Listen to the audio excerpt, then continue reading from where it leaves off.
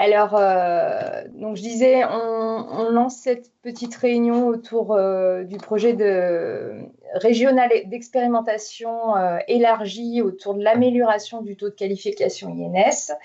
Et on va essayer d'être rapide et de vous présenter un peu le principe de ce projet. Et vous êtes là réunis parce que vous avez accepté de participer à cet accompagnement. Et donc, on va dérouler un peu l'organisation qu'on a prévu de mettre en place autour de cet accompagnement et puis ce qu'il y aura à faire de part et d'autre. Donc, au niveau du descriptif du projet, vous avez normalement tous déjà reçu un peu les principaux points qui ont fait qu'on a construit ce projet et les documentations qu'on a commencé à rédiger là-dessus. Il faut savoir que cette expérimentation, elle a été menée l'année dernière, enfin en début de cette année 2024, sur 2 autres établissements de la région ARA. C'était donc les hôpitaux du Léman et le CH du Mont d'Or. Et donc, on a voulu reconduire cette expérimentation et pour que d'autres GHT puissent en bénéficier. Donc, du coup, l'objectif de ce projet, c'est vraiment d'être au plus proche du terrain, de pouvoir construire avec vous un plan avec des mesures qui soient adaptées à votre contexte. Et les enjeux de cet accompagnement, ils sont multiples. Déjà, il faut savoir que dans le cadre du programme Open 2, il y a un objectif autour de l'INS qui doit être supérieur à 80%. Donc, cet effort qu'on va faire ensemble, il va aller dans le bon sens par rapport à cet objectif de ce programme.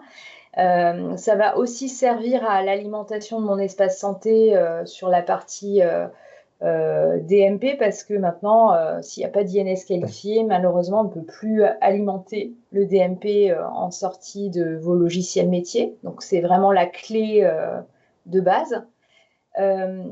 L'idée aussi, derrière tout ça, c'est quand même d'harmoniser les pratiques au sein d'un GHT. C'est pour ça qu'aussi, on demande d'avoir quelqu'un qui ait une casquette un peu plus transversale et qui puisse faire le relais entre les différents établissements pour qu'il y ait vraiment une communication et puis un partage des bonnes pratiques. Au niveau des acteurs, donc on a validé avec des établissements pilotes qui ont des tailles et des activités différentes. Donc, l'idée, c'était de sélectionner quand même des établissements qui étaient en difficulté sur l'INS qualifié. Donc, il y avait un taux de qualification d'INS inférieur à 80%.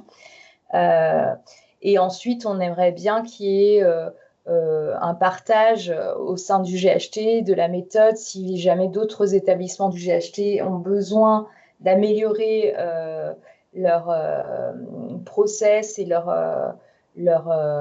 organisation autour de la qualification INS, qui puissent se partager les bonnes idées et encore une fois harmoniser les process. L'équipe projet qu'on vous demande de constituer, il y en a certains qui l'ont déjà fait, d'autres pour lesquels on n'a pas encore les noms. On demande qu'il y ait donc un référent GHT avec la casquette référent identito-vigilance, un référent du bureau des entrées de l'établissement pilote qui aura été choisi.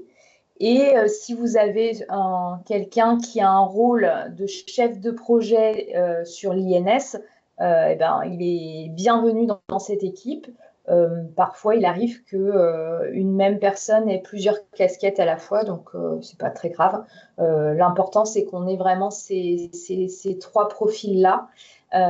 Donc, vous voyez, c'est un projet qui va être vraiment équipe administrative.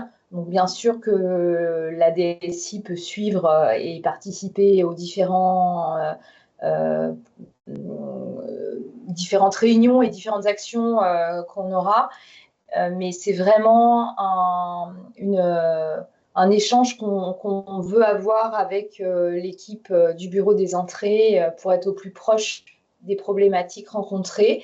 Et la méthode qu'on va mettre en place, on va partir sur 2 analyses d'échantillons, une en début de projet et une à la fin. Et ces échantillons de patients, on va essayer de comprendre pourquoi l'INS n'a pas été qualifié. Et ensuite, nous, on va vous aider à catégoriser les différentes problématiques qui ont été diagnostiquées et de rechercher ensemble en fait des solutions qui soient envisageables avec un ordre de priorité pour les mettre en place. Et tout ça définira un plan d'amélioration qu'on vous laissera mettre en place pendant quelques semaines et pour toutes les mesures qui peuvent être mises en place à court terme. Et ensuite, donc, on reviendra vers vous avec ce 2e échantillon pour voir un peu s'il y a eu un effet positif et quelles sont les actions à poursuivre derrière. Nos outils, on va se baser principalement sur la PFI SARA, pour ceux qui ont leur flux d'alimentation du DMP qui passe par notre PFI. On va utiliser notre base de données là-dessus pour voir notamment les différents retours du DMP pour les documents sur une période donnée. Et on va aussi se baser sur votre GAP. Bien sûr, vous utiliserez le téléservice INSI. On pourra aussi être amené à parler du DMP. Du dossier patient informatisé, tout ce qu'on se dira comme préconisation, ça fera partie bien sûr du référentiel RNIV et on sera peut-être amené à échanger des documentations autour de mon espace santé. Alors, un petit focus sur les pilotes. Donc aujourd'hui, on a 4 pilotes qui ont confirmé leur participation à cet accompagnement. Donc, on les a représentés ici.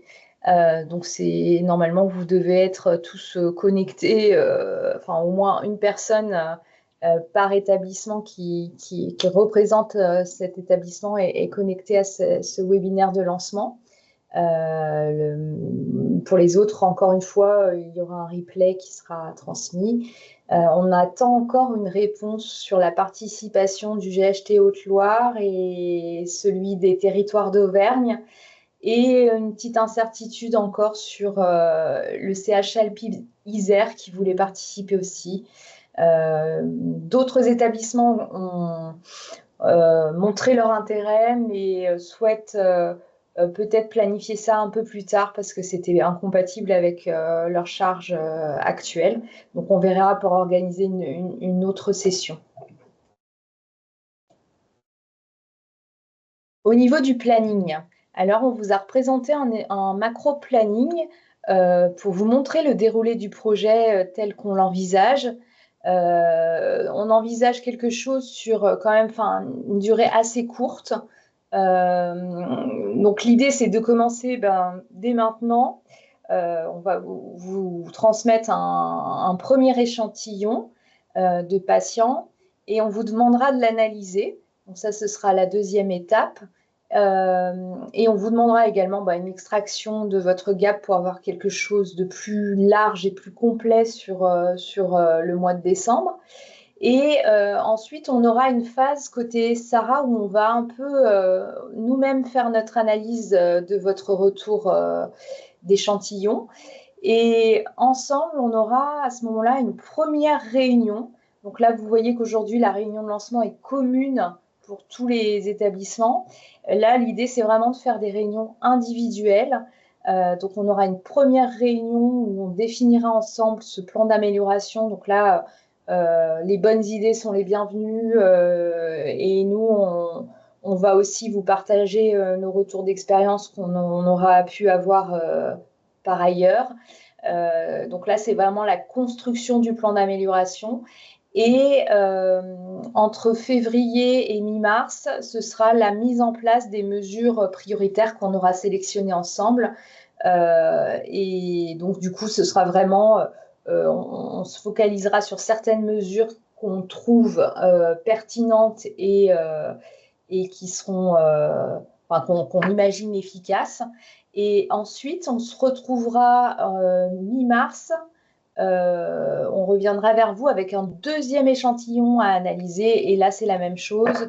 vous nous retournez l'échantillon analysé, nous on fait notre catégorisation et en étape 9, on se retrouve sur une réunion individuelle pour faire un bilan. Alors pourquoi on a mis 2 réunions? Parce que d'après notre retour d'expérience, ces réunions bilan sont assez riches et tout n'est pas possible en une seule fois. Donc, du coup, on était obligé de revenir une deuxième fois. Donc, c'est pour ça qu'on prévoit 2 réunions assez proches l'une de l'autre pour pouvoir vraiment balayer l'ensemble du projet et mener les bonnes conclusions.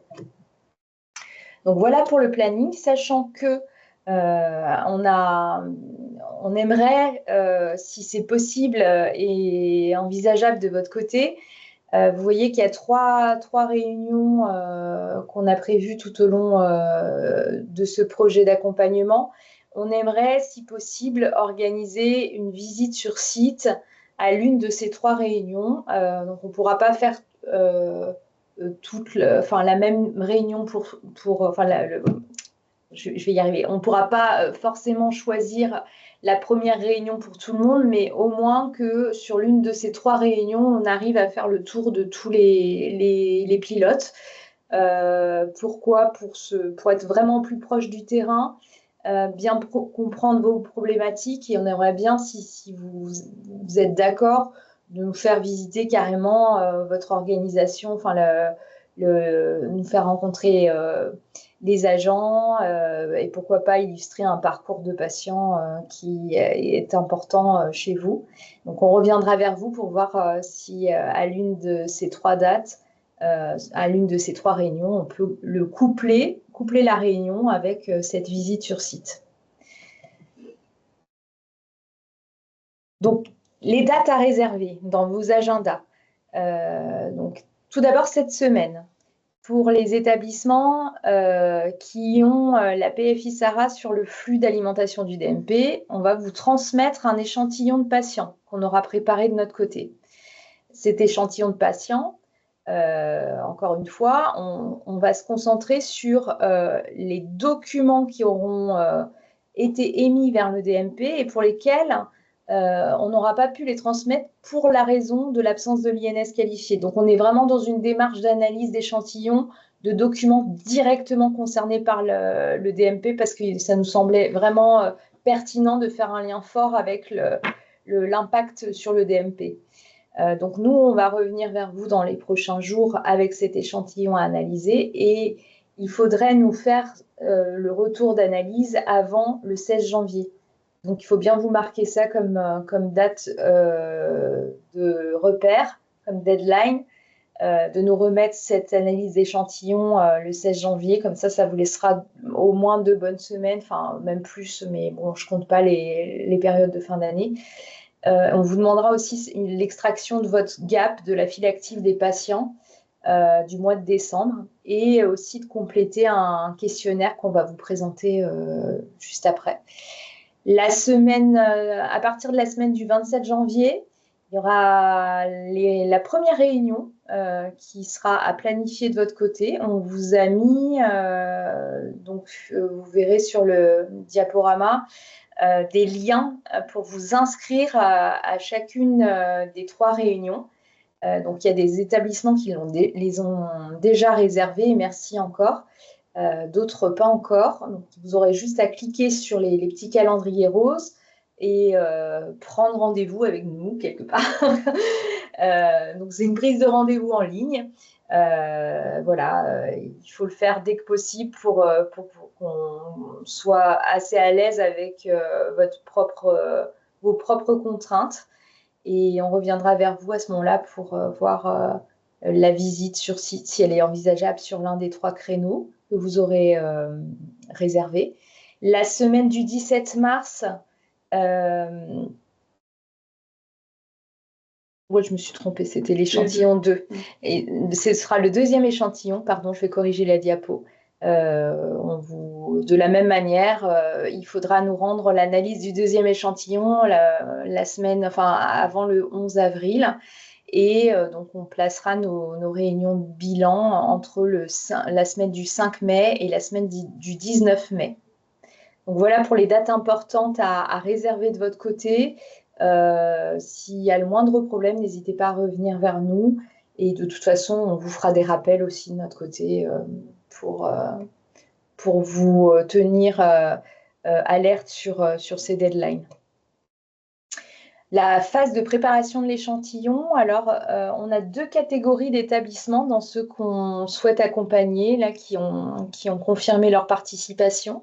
Il y a donc ceux qui utilisent la PFI Sara comme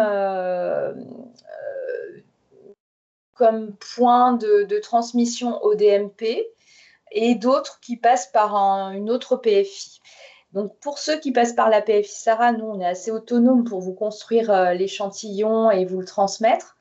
Par contre, pour ceux qui ne passent pas par la PFI Sara, il faudra que vous fassiez cette étape de préparation dans les prochains jours, là, en vous basant soit sur votre EAI, votre PFI, votre DPI. Je ne sais pas à quel endroit se trouvent les statuts de traitement du DMP, mais en tout cas, il faudra que vous ayez une possibilité d'extraire la liste des documents qui a été émis vers le DMP, le type de document, l'IPP, le statut de retour du DMP.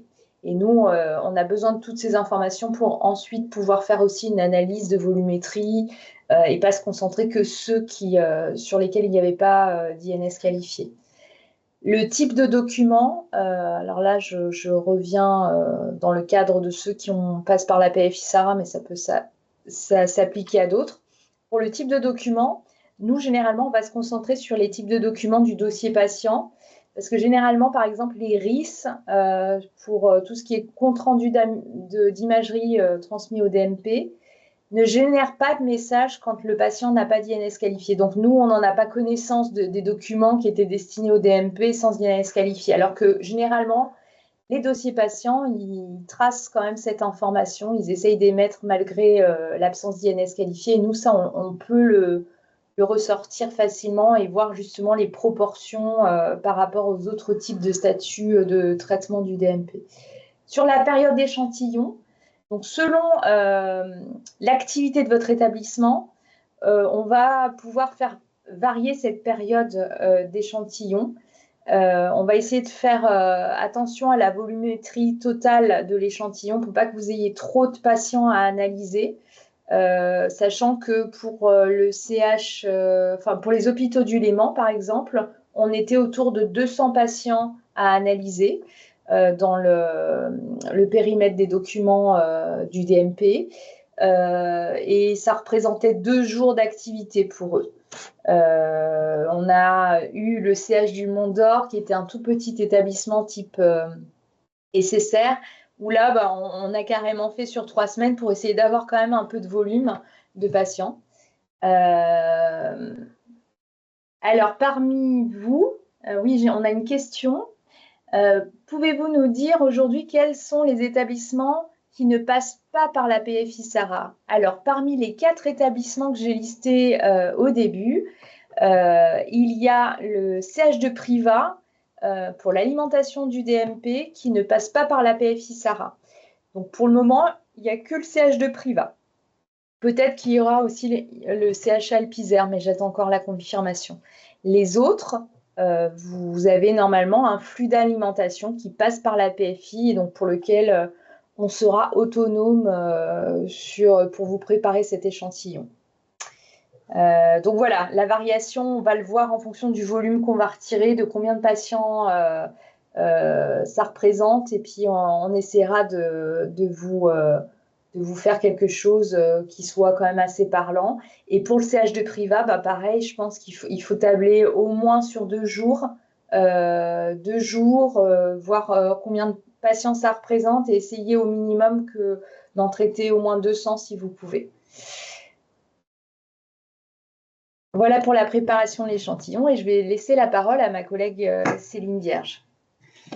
Bonjour à tous. Donc effectivement, Caroline vous a expliqué qu'on va vous transmettre, pour ceux qui ont la PFI Sarah, cet échantillon-là dans la semaine. Et donc l'idée de votre côté, c'est de faire le travail d'analyse avant le 16 janvier. Donc pour chaque patient, pour chaque ligne de ce fichier-là, il faudra nous indiquer pourquoi est-ce que le patient n'était pas qualifié au moment où le document a été envoyé au DMP. Donc, vous verrez dans le fichier, vous aurez des listes de choix avec les causes qu'on pense les plus probables.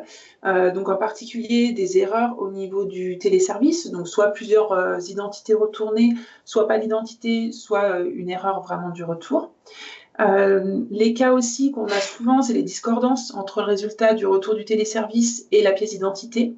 Donc, dans ce cas-là, c'est important de préciser la discordance en commentaire, puisqu'on le verra, mais si vous suivez les webinaires que j'anime, il y a des discordances qui sont acceptables. Donc, il faut qu'on sache si c'est une discordance qui était vraiment rédhibitoire ou finalement si c'est une discordance qu'on pourrait traiter en améliorant, par exemple, la formation du bureau des entrées ou la modification de vos process. On peut avoir aussi des identités qui ne sont pas qualifiées parce qu'on n'a pas de pièce d'identité qui a été présentée. Et c'est important également d'indiquer si la qualification ne s'est pas faite, parce qu'en fait, c'est une personne qui n'a pas d'INS. Donc, en particulier, les personnes qui sont en situation irrégulière ou les personnes qui sont prises en charge par l'aide médicale d'État, qui du coup ont des matricules qui commencent par un 7 ou un 8, en tout cas qui ne commencent pas par les matricules classiques en 1 ou en 2. Également les touristes étrangers qui n'ont aucune raison d'être immatriculés en France. Et également les identités que vous avez notées comme fictives ou comme douteuses, pour lesquelles c'est strictement interdit de faire appel au téléservice et qui sont donc non qualifiables. Vous pouvez aussi avoir le cas où la qualification s'est bien faite, mais après l'envoi du document. Dans ce cas-là, c'est important qu'on le sache, voilà, pour se rendre compte que la qualification a pu aller jusqu'au bout, mais de manière retardée. Et dans ce cas-là, indiquez bien la date en commentaire et la raison pour laquelle elle n'avait pas été qualifiée initialement ou qu'elle a été qualifiée trop tard. Ça peut nous donner des pistes d'amélioration. Également, parfois, en fait, l'appel au téléservice peut se faire, mais il a juste été oublié au niveau de la création ou du patient ou de l'arrivée du patient. Donc, ne pas hésiter à l'indiquer. Également, si la pièce d'identité était montrée, mais ce n'a pas été coché dans le logiciel que l'identité était correcte. Et si vous avez des autres cas que vous trouvez et qui ne sont pas dans ces listes-là, n'hésitez pas à sélectionner la dernière option et à préciser bien ce qui s'est passé. D'ailleurs, si vous avez déjà des idées là par rapport à notre webinaire de cas que vous voyez qu'on a oubliés, n'hésitez pas à nous les remonter, comme ça on les rajoutera directement dans la liste de choix. De la même façon, vous aurez indiqué pour ces patients-là par quel circuit le patient est arrivé. Donc pareil, on a fait une liste de choix, donc tout ce qui était hospitalisation programmée ou hospitalisation via les urgences, ce qui est consultation externe ou consultation aux urgences, les patients qui viennent d'un transfert d'établissement ou qui viennent pour une séance, pour des séances qui se reproduisent de manière régulière. On a pris en compte aussi le cas particulier des nouveau-nés. Et là, de la même façon, si vous avez des cas qui ne rentrent pas dans ce cadre-là, n'hésitez pas à préciser en commentaire le circuit patient concerné. Et ensuite, on vous a mis une colonne où vous pouvez indiquer si l'INS a été qualifié a posteriori par le back-office et pas seulement qualifié au niveau du front-office, et indiquer pourquoi en commentaire. Et vous avez toujours un commentaire dans lequel vous pouvez mettre des textes libres si jamais vous avez des informations supplémentaires à rajouter. Voilà, donc ça, c'est l'analyse de l'échantillon, donc avant le 16 janvier. Donc, on ne va pas vous cacher, ça prend quand même un peu de temps sur les volumes qu'il y a. Donc, voilà, dites-nous aussi si vous voyez tout de suite que ce ne sera pas possible en date et en heure, qu'on décale les réunions, même si on a quand même assez peu de temps pour faire cette analyse en temps et en heure pour Open2. Ensuite, on vous demande également, donc pour le 16 janvier, de faire une extraction de votre file active depuis la GAP. Donc là, c'est les patients que vous aurez vus au mois de décembre 2024. Donc l'idée, c'est qu'on puisse avoir une vision plus globale des patients qui sont passés en dehors des documents qui n'ont pas pu être transmis au DMP. Donc là, l'idée, c'est d'avoir l'ensemble de votre file active, donc l'ensemble des personnes qui sont venues dans votre établissement, Donc là, c'est important de ne pas donner de données sensibles sur l'identité du patient. Vous indiquez juste l'IPP du patient, mais pas de date de naissance, de nom, prénom ou de matricule INS dans ce fichier-là. Comme il va transiter, voilà, qu'on respecte bien la confidentialité. Et là, on vous a mis différentes colonnes qui sont pareil à remplir. Donc pour chaque patient, sa date d'entrée. Quel est son statut au moment où vous faites le fichier au niveau de l'INS? Donc, si c'est un patient qui est au statut qualifié, validé, récupéré ou provisoire. Si jamais il y a un attribut d'ajouter sur le dossier, donc si c'est une identité douteuse, fictive ou homonyme, ça peut nous donner des pistes aussi, voilà, pourquoi il n'est pas qualifié. Effectivement, si on a l'attribut douteux ou fictif, c'est totalement interdit. Et s'il y a un homonyme, on peut se douter qu'il y a pu avoir un problème au niveau de la qualification de l'INS. Également, au niveau de l'immatriculation, si vous avez les informations du matricule, donc là, on ne vous demande pas de nous mettre le matricule complet, mais uniquement d'indiquer s'il commence par un 1, par un 2 ou par un autre numéro, ou si vous savez déjà qu'il n'est pas immatriculé, par exemple parce que c'est un touriste étranger de passage. C'est intéressant aussi pour nous d'avoir la date de qualification, ou du moins, si le patient n'est pas qualifié, la date où vous avez essayé d'appeler en dernière fois le téléservice pour qualifier le patient. Et enfin, il nous faut 2 autres informations. Le délai de qualification, donc à quel moment, donc ça on pourra le on calculera de manière automatique. Ce sera la différence entre la date de qualification et la date d'entrée du patient. C'est pour voir si ça se fait rapidement ou si pour certains cas c'est beaucoup plus long, ce qui explique ensuite qu'on ait des documents qui soient envoyés au DMP avant la qualification. Et enfin, le type de passage, du coup, c'est la même liste que ce qu'on vous a présenté précédemment pour ce patient. Voilà, on vous demande une autre tâche. Ah oui, pardon, je n'ai pas insisté sur un point très important. Si vous pouvez d'ores et déjà, dans la semaine, nous indiquer si ce sera bien faisable de faire cette extraction, en particulier si vous pouvez récupérer toutes les informations des différentes colonnes. Donc, on ne vous demande pas de faire le travail là d'extraction et du mois de décembre, mais vraiment vérifier dans votre logiciel que vous pouvez récupérer le statut, la présence des attributs, la date de qualification, etc. Parce que c'est des données qui sont importantes pour nous, donc si on voit que certaines ne sont pas récupérables, on trouve une solution de contournement. Ce qu'on peut peut-être montrer, c'est le fichier qui permettra de recevoir toutes ces informations, que ce soit l'échantillon, l'analyse de l'échantillon, et l'extraction de la file active. On a essayé de vous mettre tout ça dans un fichier pour que vous ayez un modèle sur lequel travailler. Et donc, je vais sortir de la présentation pour vous montrer le fichier en question.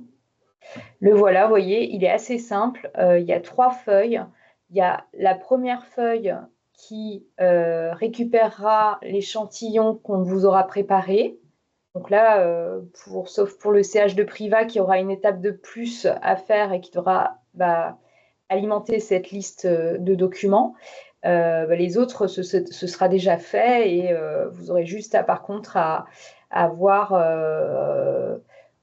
prendre juste les patients qui sont concernés par le retour de traitement qui sera sans INS qualifié, donc c'est-à-dire qu'il n'aura pas les documents qui n'auront pas pu être transmis vers le DMP parce qu'il manquait un INS qualifié. Donc ça, c'est la première feuille. Ensuite, deuxième feuille, donc pour votre travail d'analyse à proprement parler. Donc là, on reprend vraiment le tableau qu'a présenté Céline tout à l'heure. Avec, là, on vous remettra tous les IPP concernés. Donc, Priva, il faudra que vous initialisez ce tableau avec la liste des IPP concernés. Et pour chaque IPP, il faudra nous indiquer la cause. Et donc là, on vous a à chaque fois prévu une liste déroulante avec les items que Céline vous a présentés. Et puis, donc, il y a le fameux circuit patient et la qualification a posteriori et le commentaire en texte libre. Donc là, vous êtes guidé vraiment pour remplir ce tableau-là. Et la file active sur le mois complet de décembre. Donc là, ce sera une extraction à préparer depuis votre GAP. Et c'est pareil, c'est exactement les mêmes données qu'on vient de vous expliquer, mais qui seront déjà sous la forme d'un modèle. Donc, il n'y aura plus qu'à les remplir dans le tableau. Alors, je pense que sur le questionnaire directement, sinon. Oui, on va vous parler maintenant du questionnaire qu'on vous demande de compléter pour vraiment prendre bien connaissance de votre contexte, de votre situation et d'apprendre à mieux vous connaître. Donc, dans le diaporama, il y a un lien où vous pourrez cliquer directement dessus et ça vous mettra le formulaire en ligne et vous aurez juste à compléter le formulaire et nous, on recevra la réponse derrière. Et Céline va vous le présenter un petit peu sous la forme d'un PDF, mais c'est exactement la même trame. Donc, vous verrez le questionnaire et il y a quelques questions. Je ne pense pas que ce soit forcément très, très long d'y répondre, mais c'est important de prendre le temps pour voilà, de vous poser pour qu'on ait les réponses à toutes les questions. Donc, dans un premier temps, il y a une partie descriptive de l'établissement. Donc, voilà, là, c'est des informations basiques sur le nom de l'établissement, du GHT, le type d'activité, le nombre de passages par mois. Vous avez 2 questions qui sont ouvertes sur les circuits patients principaux et sur les particularités de vos établissements. Donc voilà, là, on vous demande de prendre le temps de répondre de manière en quelques mots ou plus longtemps si vous voulez, mais l'idée, c'est vraiment de nous les décrire pour qu'on ait déjà une première idée de votre établissement avant la première réunion et qu'on puisse réfléchir à des solutions concrètes et pas voilà, des solutions toutes faites qui ne s'appliqueraient pas du tout. Vous avez une deuxième partie après qui est sur l'équipe projet. Donc là, normalement, c'est très rapide. C'est ce qu'on vous a dit. C'était le référent d'identito du GHT, le contact du référent BDE et du chef de projet INS. Donc, ils peuvent être une ou deux ou trois personnes ou plus. Normalement, on aura déjà les informations, mais mettez-les-nous là. Comme ça, on aura tout ce qu'il faut pour chaque établissement dans le questionnaire. Ensuite, on a des informations qui sont liées au bureau des entrées. En particulier, quelle est la GAP que vous utilisez et comment vous faites la recherche INS dans votre établissement. Est-ce que vous partez par les traits ou est-ce que vous faites systématiquement l'appel via la lecture de la carte vitale? Et également toute une question sur l'organisation, donc le nombre de personnes que vous avez pour l'accueil et qui fait la qualification en front office. Qu'est-ce qui est fait en partie front office? Donc, par exemple, est-ce que c'est uniquement la qualification quand tout est identique à 100% ou est-ce que vous scannez les pièces d'identité ou pas? Voilà. Et si vous avez une organisation avec une équipe en back-office, combien il y a de personnes et qu'est-ce qui est réalisé par ces personnes-là? Donc en particulier au niveau des investigations des cas un peu plus compliqués, jusqu'à où est-ce qu'ils poussent et voilà, est-ce qu'ils font des formations, est-ce que ils vont faire un peu de communication, enfin, voilà, décrire un peu les différentes tâches des deux équipes. Et également, ce qui peut nous intéresser aussi, c'est le niveau de formation et le niveau donc aussi bien au niveau du BDE qu'au niveau du personnel administratif ou des professionnels de santé, donc sur l'INS ou sur mon espace santé. Voilà, c'est pour voir où vous en êtes au niveau de l'établissement, au niveau des formations et de la diffusion d'informations. Et pour cela, on vous a aussi demandé si vous aviez déjà participé aux webinaires qui sont organisés donc soit dans la région, soit au niveau national, autour de l'INS. Voilà, il n'y a pas de mauvaise réponse, hein. Vous pouvez très bien répondre non, mais c'est juste savoir si les informations vous étaient arrivées ou s'il faut qu'on rebondisse sur certains aspects de la formation. Et après, c'est pareil, sur les questions 17 ou 18, là, c'est bien si vous prenez un petit peu de temps pour nous indiquer voilà, si vous avez déjà déterminé dans les difficultés que vous rencontrez. Par exemple, vous savez que vous n'arrivez jamais à faire venir les patients avec une pièce d'identité. Bon, voilà, si vous avez déjà ce cas-là. Ou un sous-effectif de l'équipe. Ou un sous-effectif, effectivement, ou des populations particulières qui font que c'est difficile dans certains cas. N'hésitez pas à nous les remonter. Et également, si vous avez déjà tenté des solutions qui n'ont pas du tout marché, voilà, indiquez-les nous, ça évitera qu'on vous repropose les mêmes solutions. Et si jamais vous avez des attentes particulières sur cette expérimentation, n'hésitez pas à nous les indiquer dans la dernière question. Voilà. Ah non, j'ai oublié, pardon. On a un dernier, on a un dernier ensemble de questions qui est lié autour de la file active des patients.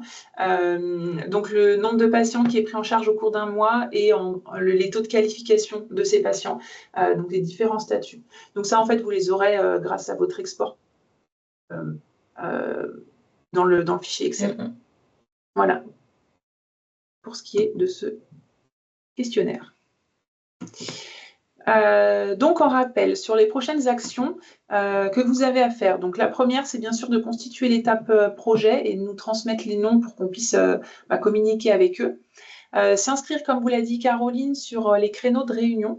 Donc, vous avez le petit lien pour proposer. Enfin, on a proposé des créneaux de réunion qui sont disponibles. Donc, voilà, vous avez juste à sélectionner ceux qui correspondent à là où vous êtes disponible. Pour ceux qui ne passent pas par la PFI, Sarah, donc faire cette extraction pour pouvoir faire l'analyse. Et pour tout le monde, analyser l'échantillon avant le 16 janvier et répondre au questionnaire avant le 16 janvier. Et également l'extraction de la GAP.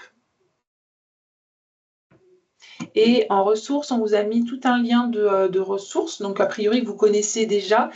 J'insiste sur les webinaires INS régionaux donc, qui sont en train d'être faits, que j'anime. On en a déjà fait 2, c'est des vendredis midi d'une demi-heure. Il y a les replays qui sont disponibles, en tout cas le premier déjà est disponible sur la page qui est indiquée, là sur le site du Santé ARA. Le deuxième va être mis en ligne dans la semaine. N'hésitez pas, si vous ne les avez pas vus, à les regarder, à vous inscrire pour les prochains si vous le souhaitez. Et il y a également des webinaires nationaux qui sont en replay, qui sont pareil, on vous a mis le lien sur le slide, pardon. Et enfin, vous avez tous les sites de référence classiques qui sont donc le isanté.gouv sur le référentiel INS avec les référentiels, les fiches pratiques, etc. Il y a pour information la nouvelle version du RNIV qui a été publiée par l'ANS vendredi. Voilà, qui modifie en particulier les pièces d'identité qui sont acceptées pour les validations d'identité. Donc prenez-en bien connaissance, c'est important. Il y a tout un ensemble de fiches pratiques qui est publié par le 3RIV, donc c'est le réseau le réseau des référents régionaux en identité-vigilance, qui mettent en place des documents pour vous aider, donc avec des fiches pratiques sur justement les gestions des discordances ou la lecture des pièces d'identité de personnes d'origine étrangère. Et également, il y a une plateforme de formation par l'ANS, le e-learning Corp Academy, qui est très intéressante, qui possède des formations sur plein de sujets et en particulier sur l'INS, sur le DMP, sur mon espace santé. Mais vous avez aussi de la cybersécurité, donc voilà, c'est une plateforme qui est importante de connaître, qui est utile. Et donc, on vous a remis en dernier les contacts donc en lien avec ce projet d'expérimentation. Donc, Caroline qui est là, Priscilla qui est connectée à la réunion mais qui n'a pas participé à l'oral, ou moi-même. Donc, n'hésitez pas à nous envoyer des mails si vous avez des difficultés. Et on vous a remis les liens pour Open2 en particulier. Donc, du côté GCS Sarah pour les questions et mise en œuvre opérationnelle, et côté de l'ARS si vous avez des questions sur le programme ou sur les instructions. Voilà, on a fini la présentation. Je ne sais pas s'il reste des questions auxquelles on n'aurait pas répondu. Oui, bonjour. Du coup, je vous appelle, enfin, je prends la parole par rapport à l'extraction de décembre. On doit vous la rendre avant, du coup, le 16 janvier 2024. Mais du coup, nous, on va avoir extrait toutes les INS validées aussi. On n'a pas besoin de noter de commentaires particuliers pour cela. On se concentre juste pour ceux qui ne sont pas validés. En fait, pour ceux qui sont... Vous parlez de la file active du mois de décembre, c'est ça? Exactement. Bon, pour la file active du mois de décembre, si on reprend le tableau, vous aurez, pour les INS qui seront dans un statut qualifié, vous aurez à mettre donc qualifié dans la colonne du statut. Normalement, il n'y aura pas d'attribut puisque vous aurez réussi à le qualifier. Par contre, peut-être que ce qui nous intéressera, c'est de revoir les dates. On en aura besoin pour faire nos statistiques derrière. Si je vous remets la diapo, vous aurez quand même besoin de mettre l'IPP, la date d'entrée, le statut, et puis cette information sur la date de qualification à laquelle ça a été fait. Et puis ici, on a quand même besoin de savoir le type de passage. Donc, il faudra quand même croiser ces informations-là dans la GAP pour en ressortir le type de passage aussi. Donc, si, il faut, même pour les statuts qualifiés, il faut remplir quand même le tableau quand vous avez l'information. Je ne sais pas si ça répond à votre question. Oui, totalement, mais sous format, du coup, par contre, d'extraction de DSN, enfin des services informatiques, où il y a un passage BE nécessaire derrière. Alors, je pense que pour la plupart des informations, vous pourrez avoir directement l'extraction. C'est pour ça qu'on vous posait la question de nous indiquer si jamais c'est pas faisable de votre côté. Par contre, je pense que potentiellement, le type de passage, vous aurez peut-être besoin de repasser dessus pour que ça corresponde à nos items. Mais ça va être en fonction, sûrement, vous aurez une notion de service de soins ou d'unité fonctionnelle qu'il faudra retranscrire en... si c'était une hospitalisation programmée ou urgence, etc., vous devrez peut-être faire un transcodage entre ce que nous, on propose comme type et ce que vous avez. Mais à mon avis, il n'y a pas forcément besoin du métier du BDE ici pour le faire. Ce ne sera pas du manuel, quoi. Ce sera une extraction. Donc, à part, je vous dis, pour faire... du transcodage, mais ça peut être fait par l'équipe informatique, je pense. D'accord, bon, bah super. Merci beaucoup. Je vous en prie. Alors, les échanges de fichiers, oui, on les fait par mail parce que, vous voyez, on n'a pas de données sensibles sur les patients. Dans nos échantillons, que ce soit dans nos échantillons ou dans l'extraction de la file active, on est vraiment sur une notion d'IPP qui est pas une notion... une donnée sensible sur le patient. Et c'est pour ça qu'on vous mettait en remarque là sur cette diapo. Surtout, ne nous mettez pas d'informations nominatives qui permettraient d'identifier le patient. Si jamais, au cours de notre projet, on était amené à échanger ensemble sur un cas qui vous pose vraiment problème, où vous avez besoin que Céline, par exemple, regarde de son côté ce qu'il y a dans le téléservice INSI pour ce patient-là. Ce qu'on vous fera, on vous demandera juste, c'est de nous transmettre le cas par messagerie sécurisée. Donc, il faudra utiliser de votre côté mon CISRA pour nous transmettre les informations sur le patient. Mais ça, on pourra vous le préciser plus tard. Normalement, on n'aura pas à le faire tout de suite. L'échantillon est nominatif. L'échantillon n'est pas nominatif, on n'a qu'une notion d'IPP de patient. On a juste le numéro, on n'a pas le nom, prénom dedans. L'échantillon est global à un établissement. Donc, vous nous transmettrez, il y aura un fichier par établissement et dedans, il n'y aura pas de données nominatives. Oui, ce sera votre IPP à vous. Oui, tout à fait. Il y a Madame Pruvot qui levait la main aussi. Je vous ai autorisé le micro si vous voulez prendre la parole, n'hésitez pas. Merci, Monsieur Lafleur. Je vous envoie tous les documents. On vous envoie tout ça. Bonjour, c'est Monsieur Boudilmi. Je suis avec Stéphanie Pruvot. D'accord, ok. Je voulais juste savoir, vous avez fait les hôpitaux du Léman et CH du Monda. Du premier au deuxième échantillon, vous êtes passé de quel taux de qualification avec les actions d'amélioration? Alors, eux avaient un taux assez, enfin pas catastrophique en tout cas.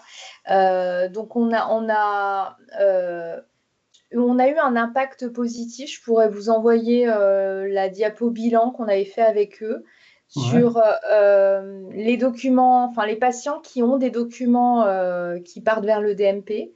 Et on a eu, donc à chaque fois, c'était de l'ordre de 1 ou 2% d'amélioration. Mais sachant qu'ils avaient encore des actions à mener sur lesquelles on portait beaucoup d'attentes, notamment par exemple pour les hôpitaux du Léman, il y avait clairement un problème de charge et d'effectifs où ils étaient à la fin là, du bilan, ils étaient en cours de recrutement d'une personne en plus et là je pense que ça va quand même beaucoup aider. Il y avait aussi une organisation qui était en train de se mettre en place sur l'organisation autour du GHT avec une personne qui pourrait être un peu transversale justement et s'occuper de tout ce qui est un peu méthodo, formation, feedback, etc. Donc ça aussi, ça c'était en train de se mettre en place. Donc c'était plutôt positif, mais je pense que les efforts vont encore payer dans les mois qui vont venir. Et c'est pareil pour le CH du Mont d'Or. Il y avait encore un travail à mener avec les établissements avec lesquels ils travaillaient pour les transferts de patients où les pièces d'identité circulaient pas forcément et c'est ça qui pêchait vraiment chez eux. Donc c'était plutôt des actions qui étaient longues à mettre en place. Mais en tout cas, on a commencé à avoir un effet positif sur les mesures rapides à mettre en place. C'était positif, mais ce n'était pas encore complètement finalisé, vous voyez. Donc voilà. Je sais pas si je D'accord, ok. réponds à votre question. Si, très bien. Et juste une dernière question. On sait que c'est le taux, c'est 80% qu'il faut atteindre. Vous auriez, vous, un taux limite où on dit que, sincèrement, on n'arrivera pas plus que 95% de qualification en moyenne ou quelque chose comme ça? Pas Alors du nous, tout. on en a qui sont très très bons. Enfin, Mhm. dans ceux qu'on a croisés, on en a qui peuvent arriver autour de 95%. D'accord. Après, ça dépend de ce qu'on entend derrière les 95% et les 80%. C'est toujours les chiffres, on peut leur faire dire ce qu'on veut un peu. C'est surtout de savoir si justement dans ce taux que vous calculez, est-ce que tous les patients sont qualifiables déjà ou pas? Ou est-ce que vous Oui. avez Oui. sur ce dénominateur des patients qui de toute façon n'auront jamais d'INS? Donc à ceux-là, par exemple, vous les aurez toujours. Donc du coup, c'est pas tellement une marge de manœuvre qu'on va avoir. Il y aura aussi toujours des petits problèmes d'INSI et d'erreurs ou de discordance. Malheureusement, ça va être, enfin peut-être qu'un jour on y arrivera, mais mais c'est pas, enfin, en tout cas avec cette expérimentation, on se rend compte que c'est pas la cause majeure du fait qu'il n'y a pas d'INS qualifié. On a d'ailleurs été surprise, nous, avec l'expérimentation qu'on a menée en début d'année, de découvrir qu'en fait, finalement, tout ce qui était lié aux problématiques d'erreur autour de l'INSI, enfin d'erreurs techniques, on va dire ça comme ça, c'était quand même assez à la marge et que le plus gros problème, souvent, enfin, la plupart du temps, c'était autour de l'organisationnel, la formation. Enfin, c'est là où, en tout cas, on a D'accord. vu il y avait des choses à faire, quoi. Mais encore une fois, chaque établissement est différent et je pense qu'on ne va pas forcément trouver la même chose de partout. Et ce sera intéressant d'ailleurs, une fois qu'on aura fini notre accompagnement avec vous, qu'on se réunisse tous à un moment donné pour refaire un bilan vraiment global comme un peu aujourd'hui, mais où vous puissiez vraiment avoir des échanges entre vous pour voir un peu ce qui a été fait à droite à gauche. D'accord. Merci pour Merci. les éclaircissements. Je vous en prie. Y a-t-il une autre question?